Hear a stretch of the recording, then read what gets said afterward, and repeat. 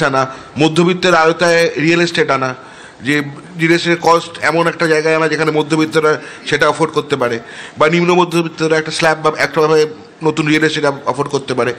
এইভাবে ওভারঅল যদি গ্রোথের কথা আমরা চিন্তা করি, হোলিস্টিক কোনো একটা সাবান কমলো না, বা তেল কমলো না, আলু কমলো, এর থেকেও বেশি ইম্পর্টেন্ট বোধ হয় মানে লার্জার স্কেল ভাবা যে সত্যি আমরা একটা বৃহত্তর অর্থনীতির দিকে এগিয়ে যাচ্ছি। We are aiming to be a very like globally, মানে one of the most biggest names in global economy, trillion economy হবে আমাদের। এইগুলো করতে গেলে যে যে পদক্ষেপগুলো নেওয়ার দরকার আমার মনে হয় ঠান্ডা মাথায় বসে সেগুলো নিতে হবে। শিক্ষার ওপর নজর দিতে হবে। বহুদিন ধরে শিক্ষার জায়গাটা সেইভাবে হাইলাইটেড না, সেখানে হয়তো যদি কিছুটা বরাদ্দ বাড়ানো যায় শিক্ষার ক্ষেত্রে, তো এই জিনিসগুলো যদি ভাবা যায়। এবং আবার ঘুরে ফিরে আসি নিজেদের একদম এতে কথায় যে সত্যি স্ল্যাব বাড়লে আমাদের একটু সুবিধা হবে, হাতে একটু উদ্বৃত্ত পয়সা আসবে।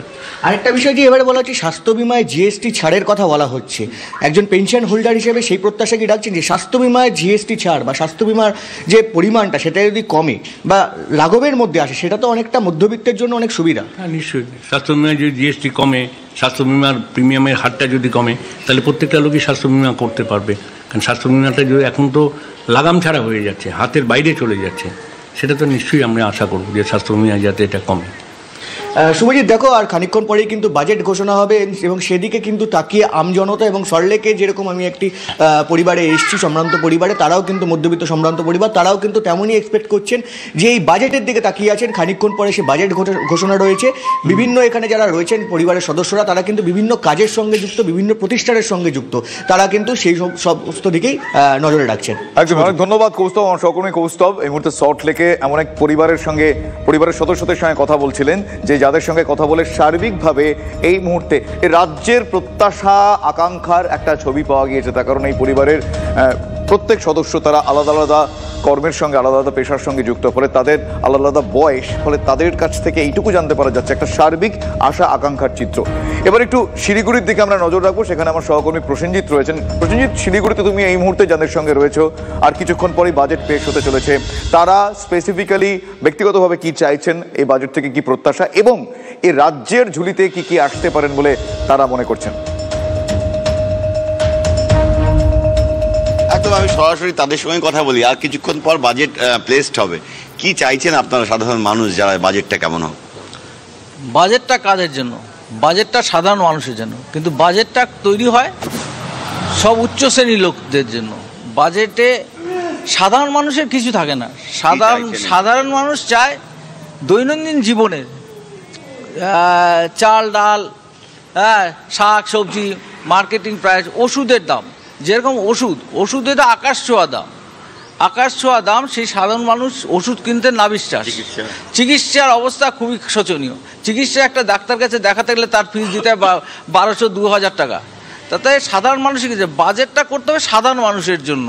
ওষুধের জিএসটির দাম, দেখুন প্রত্যেকটা জিনিসের জিএসটি বসিয়ে দিচ্ছে, ওষুধের জিএসটি, মেডিক্লেমে জিএসটি, আর এই সব জিনিস আমরা চাই যে সাধারণ মানুষের জন্য এইসব যেন কমে আসে। একদম, নানান সমস্যা প্রত্যেকটা মানুষই চাইছেন যে কিছুটা লাঘব হোক। কোন কোন দিকগুলো চান আপনারা যে লাঘব হোক?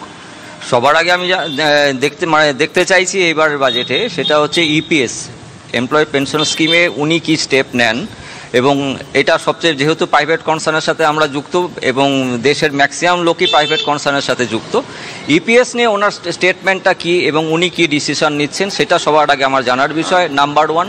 নাম্বার 2, দেখতে যাচ্ছি যে যেরকম সেন্ট্রাল গভর্নমেন্ট বা স্টেট গভর্নমেন্টের লোকজনরা যেরকম একটা ডিএ পায় এবং মেডিকেল ফেসিলিটিটা পায়, সেটা সরকারের তরফ থেকে ইপিএফওর থ্রু দিয়ে প্রাইভেট কর্মচারীদের কোনো মেডিকেল ফেসিলিটির কোনো ব্যবস্থা উনি করতে পারেন কি না, সবচেয়ে বড় চাওয়া আমার কাছে আজকের দিনে এইটা।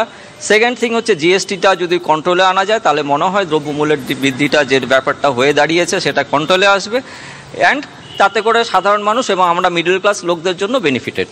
স্বাস্থ্য আর চিকিৎসা, স্বাস্থ্য চিকিৎসার জায়গাটা তো যেটাই উনি বললেন যে ডাক্তার দেখানোটা একটা বড় টেনশনের বিষয় হয়ে দাঁড়িয়েছে, এবং নার্সিংহোমের বিল এবং ডাক্তারের ফিস, এবং এটা একদমই স্বচ্ছ নয়, এটা একটা বড় টেনশনের জায়গা হয়ে দাঁড়িয়েছে প্রত্যেকটা মানুষের ক্ষেত্রে। এবং শিক্ষার ক্ষেত্রেও তাই, প্রাইভেট যে স্কুলগুলো রয়েছে তাদের যে ফিস, এবং সেটা নিয়ে কোনো আন্দোলন করাও যাবে না, করলে পরে টেনশনের বিষয় যে আমার ছেলের রেজাল্টটা বা আমার মেয়ের রেজাল্টটা যার কোনো এটার উপর এফেক্ট পড়তে পারে।